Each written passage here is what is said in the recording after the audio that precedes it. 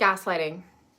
If you've ever walked away from an argument feeling like you're losing your mind, there's a good chance that you are not just being too sensitive, or you're not like misremembering things. You may have just been manipulated. Gaslighting is a really insidious form of emotional abuse, and it really thrives on relationships that look loving on the outside, but underneath are about control. Gaslighting is when someone systematically causes you to question your own thoughts, memories, and perceptions. And the wild part is you start to do the dirty work for them. You begin to self-edit. You second guess yourself. You start finding yourself apologizing to them. You may have even come to this person upset with them and find yourself apologizing by the end. And then wondering what the heck happened. And then you're like, am I the bad guy? Right?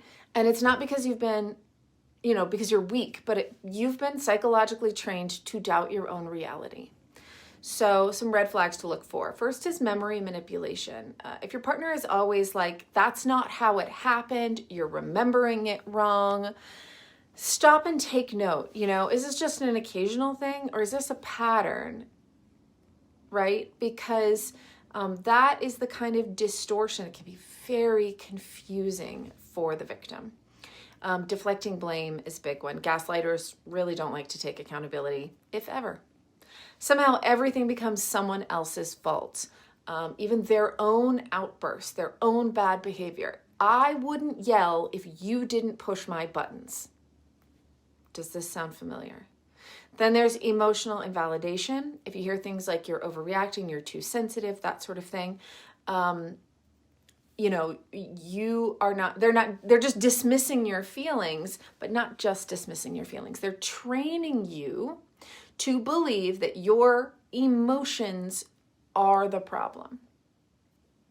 Gaslighters love to rewrite reality. They may flatly deny something that they said directly last night, even in front of others. They'll just twist facts, invent alternative versions of events, and often drop just enough truth to make the lie harder to spot or more confusing. And another powerful tool they use is isolation. So they'll slowly create friction between you and your support system, your friends, your family, everyone who might give you a gut check, because the fewer people you have in your corner, the fewer people you can trust, according to them, the easier it is for them to rewrite your truth, for them to control you and manipulate you.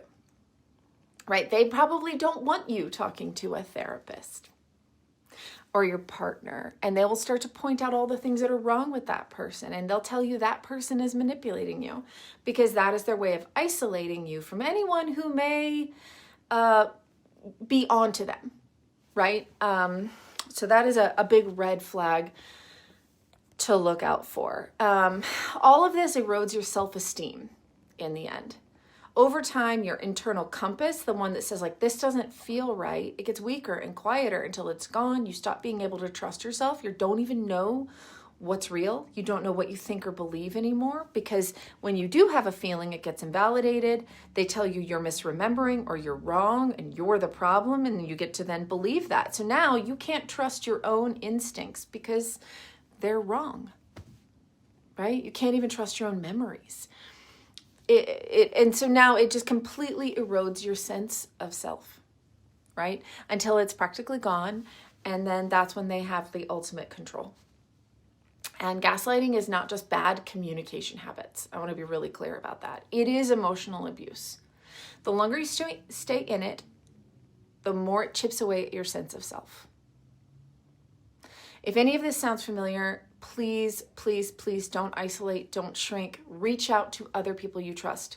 Talk to a therapist who understands the dynamics of abuse. Look for somebody specifically who can help you understand what's going on.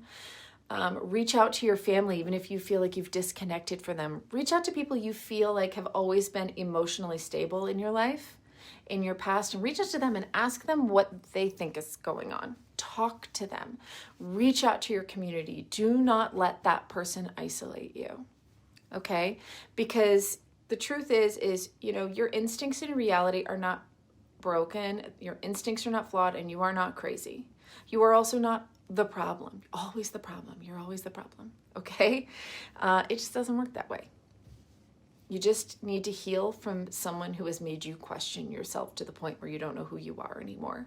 I promise you, you can take it back. But the first step is recognizing that these patterns may be happening and then reaching out to a network of safe people. That is your first step, is to reconnect. If this rings true to you, I'd love to hear what it is that resonates with you. If you have been through this and you have advice for other people, please, please, please drop it in the comments. If you know a therapist that helps and specializes and deals with this, please drop it in the comments. Help others around you who are in this situation.